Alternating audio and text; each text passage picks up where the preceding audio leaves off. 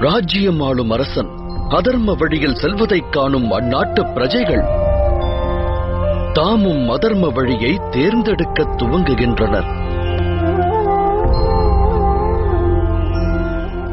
எண்ணிப்பார் திரௌபதி,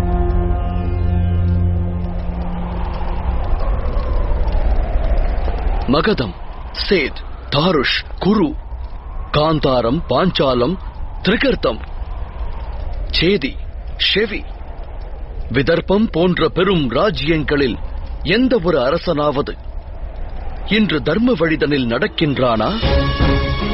தன்னுடைய பிரஜைகளுக்காக தர்ம காரியத்தை ஆற்றுகின்றானா? ஒருவர் கூட இல்லையே.